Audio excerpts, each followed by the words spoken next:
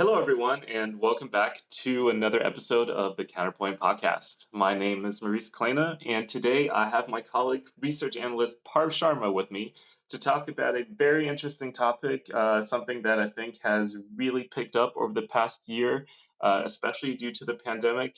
It is embedded hardware security on smartphones. So, Parv, welcome. How's it going? Thanks, Maurice. Everything is fine. How are you? I'm doing well. So, unlike computers, smartphones are really always on. They're always with us, and we use them a lot in terms of our, banking and financial transactions right now. This has led us to have a lot more emphasis on hardware security on smartphones, and it's becoming a lot more important. There are different types of secure elements that I'm not that really familiar with, but Parv will get into with us here moving forward, which are embedded secure elements called ESEs, integrated secure elements called INSEs, and then physically unclonable functions called PUFs or PUFs. Those are just some abbreviations that we'll mention during this that I wanted to just have. So, can you talk a little bit more about embedded secure elements that I just mentioned and the need for it today? Sure. Happy to talk about it. So basically, a secure element is a coprocessor that is within a SoC. SoC is basically the chipsets that we have, like A14 in the Apple and the Qualcomm Snapdragon series.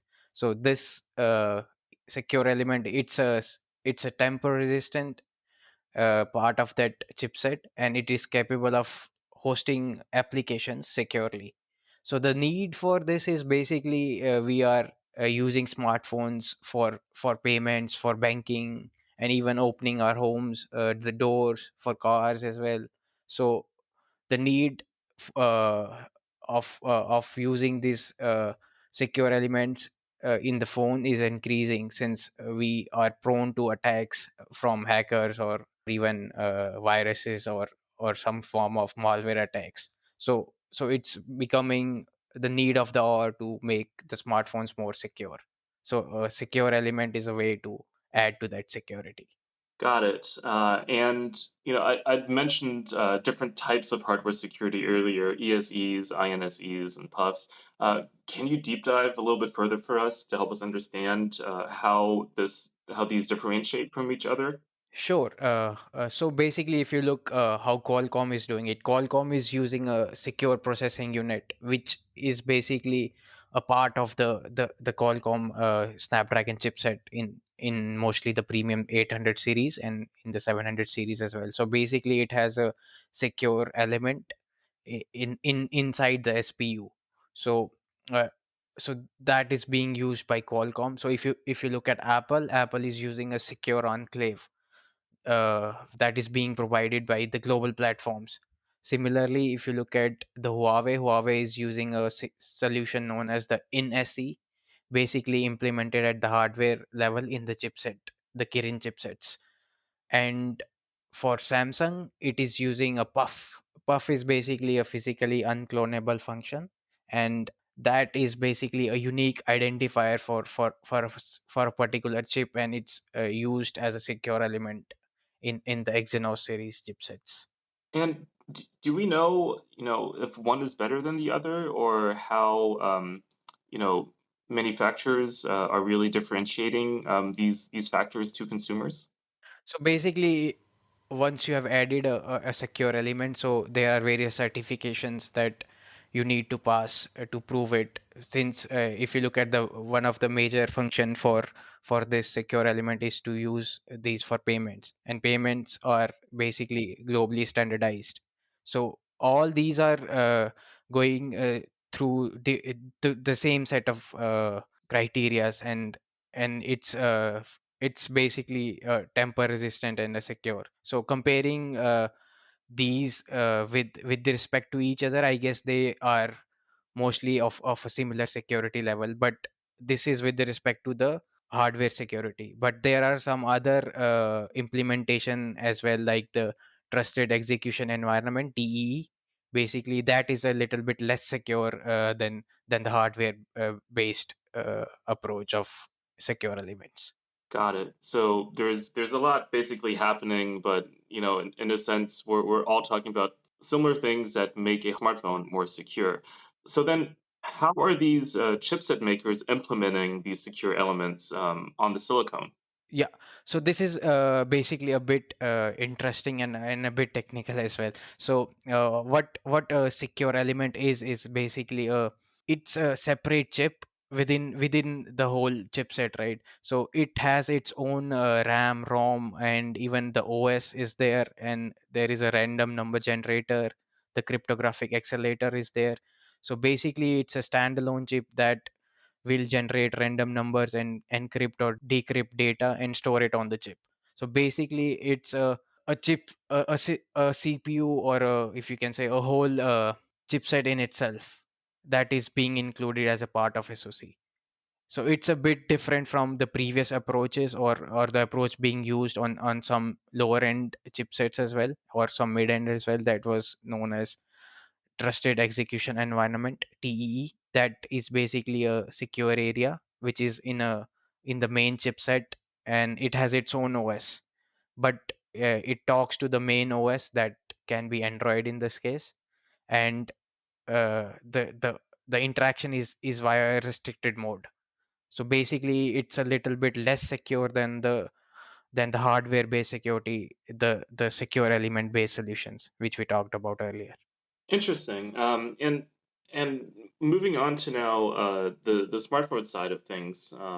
You've mentioned already some OEMs like Samsung, Apple, Huawei. Um, but can you talk to a little bit more about how are these OEMs implementing hardware security, and what are they doing really to make them more secure? Sure, happy to talk about it. So basically, if you look at it from a OEM perspective, so there are multiple secure elements in a phone. So if you look at a SIM card, basically that is there from the start, right? So it has its own secure element. So then if we look at the NFC or the eSIM or even the UWB as well. So now we are having a combo chips with which has all these functions integrated into one chip, and it has its own secure element as well.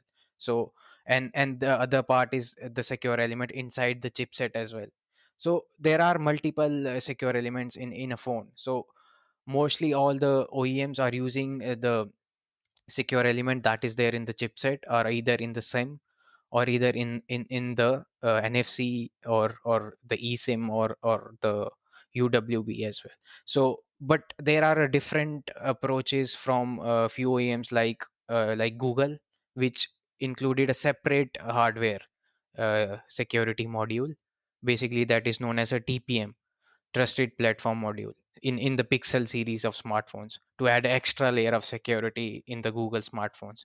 Say, since Google did it, so recently Samsung did it with their own newer phone series, that was basically Samsung Galaxy Quantum. So they added a quantum random number generator. Basically, the short form is QRNG. So what it does is, like, it generates random numbers based on uh, quantum numbers, and which are very unique and unpredictable, and can offer further level of security in these phones. Interesting. And yeah, that sounds like we're really progressing in terms of what we're doing for embedded hardware security for smartphones. And leading to this really is what are the market trends right now, and what are you seeing for the penetration rate of embedded hardware security in 2020? And lastly, can you just talk a little bit more about what you're seeing for future, or what you're thinking for future expectations for this market? Sure, sure. Very few interesting trends here, but these are very important from the future and the security point of view as well. So in 2021, we are seeing this penetration of the hardware secure smartphones reaching close to 38%. And if you go further down till 2025, we expect this be to reach almost 50% of the market. So half of the smartphone market by 2025 will have embedded security. And if you look at the market share with respect to the OEMs, Apple is leading the market with 39% share, followed closely by Huawei and then Samsung. And the key to notice here is that mostly it was a trend which started with the premium smartphones. So now we are seeing this trickling down to the mid-end segment as well, mostly with the Qualcomm 700 series, and even Huawei was very up with the security thing, and it included it in its Kirin 600 series as well. But now with the US restrictions, it is I think will be the share will be eaten up by Qualcomm or even MediaTek. Interesting. And just for our listeners, 38% of the market, what kind of ASPs are we looking at for that? And when you say it will go up to 50% of the market, what type of ASP in a smartphone will we expect these embedded hardware security to be seen?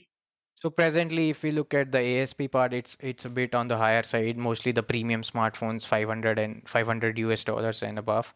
And with coming down to, if you look at the 700 series, there are few phones in the $300 price segment as well, since the OEMs are being aggressive with the specifications. So we will see this trickling down to even sub $200 by 2025. Interesting. So lots of opportunities there, especially once we get down to the lower end of the market. Thanks, Par, for being on the show with us. It was a pleasure talking to you about this. Thanks, Maurice. Same here. Great. And thanks, listeners, for joining us once again. As always, you can find us on counterpointresearch.com. We'll have this podcast up there, as well as you can find us on Apple Podcasts, Spotify, TuneIn, and Google Podcasts. Thanks a lot. And until next time, take care.